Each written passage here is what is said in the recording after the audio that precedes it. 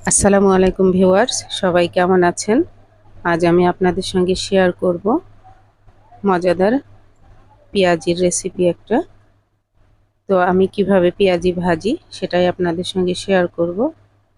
পেঁয়াজি আসলে সব ঘরে ঘরে সবাই বানাতে পারে। এটা জাস্ট আমি নতুনদের জন্য এবং ব্যাচেলার যারা আছে তাদের জন্যই দেখাচ্ছি বিশেষ করে। আর কিছুটা টিপস অ্যান্ড ট্রিক্স তো থাকেই যে কোনো কাজের, তো সেটা ফলো করলে মনে হয় একটু অন্যরকম হয়, সবারটা একই রকম হয় না। তো আমি যেভাবে করি সেটাই আপনাদেরকে শেয়ার করছি। আমি এখানে প্রথমে 1 কাপ খেসারি ডাল নিয়েছি। আমি খেসারি এবং মসুরি দুইটা দিয়েই পেঁয়াজুটা বানাবো। এখানে আর 1 কাপ মসুরি ডাল নিয়েছি। হাফ হাফ 2 রকম ডাল নিয়ে নিব, কারণ শুধু খেসারি ডাল দিলে ঝরঝরা হয়ে যায়, ভালো হয় না। শুধু মসুরি ডাল দিলেও বেশি নরম হয়ে যায়, আর খেসারি ডালটা ক্রিস্পি হয়, সুন্দর হয়। তাই দুটা মিলায়ে আমি 1 ঘন্টা পানিতে ভিজিয়ে রেখে পাটায় বেটে নিয়েছি ডালটা। আমি অবশ্যই এটা ব্লেন্ডারে দেইনি, তাহলে পেঁয়াজিটা নরম হয়।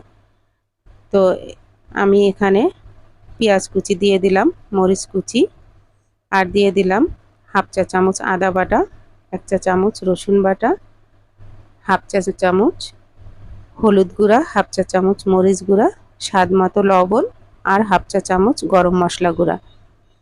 সবগুলা এখন আমি একসঙ্গে ভালো করে মিক্স করে নিব। সুন্দর করে মাখিয়ে এখন আমি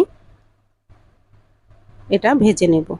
আমি চুলায় একটা ফ্রাই প্যান বসিয়ে দিয়েছি, তাতে পর্যাপ্ত পরিমাণ তেল দিয়ে তার মধ্যে এখন আমি পেঁয়াজগুলো শেপ করে আমি দিয়ে দিচ্ছি এর মধ্যে। অবশ্যই এটা খুব বেশি মোটা করা যাবে না, একটু হাত দিয়ে চেপে চেপে গোল করে চেপে চেপে একটু পাতলা করে দিবেন আপনারা। তাহলে হবে কি, ভিতরটাও সুন্দর ক্রিস্পি হয়, ভিতর পর্যন্ত সুন্দর সিদ্ধ তো হয় এবং ক্রিস্পি হয়, খেতে ভালো লাগে। পেঁয়াজিটা অবশ্যই মুখরোচক একটা খাবার, তা যতটা ক্রিস্পি হবে ততটা খেতে ভালো লাগবে। তো এভাবেই আমি পেঁয়াজিগুলা বানিয়ে নিচ্ছি।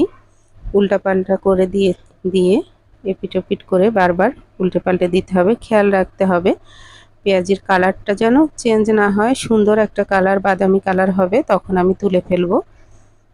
তো দেখুন বন্ধুরা, পেঁয়াজির কালারটা কত সুন্দর হয়েছে। তো এভাবেই আমি, এটা কিন্তু সাধারণ একটা রান্না এবং সবাই আমরা কম বেশি পারি। তো ওই যে বললাম নতুনদের জন্য, এবং পেঁয়াজিটা বেশি মিহি করা যাবে না। ডালগুলা সবসময় একটু দানা দানা রাখতে হবে, তাহলে পেঁয়াজিটা বেশি ক্রিস্পি হবে। দেখুন আমি একটা ভেঙে দেখাচ্ছি, এই দেখুন কত সুন্দর হয়েছে, দেখতেও যেমন সুন্দর, খেতে তো মাশাআল্লাহ খুবই টেস্টি হয়েছে। তো এভাবেই আপনারাও ট্রাই করবেন। ভালো লাগলে অবশ্যই লাইক কমেন্ট শেয়ার করবেন। ফেসবুকে দেখলে ফলো এবং ইউটিউবে সাবস্ক্রাইব করে আমার পাশে থাকবেন। আল্লাহ হাফেজ।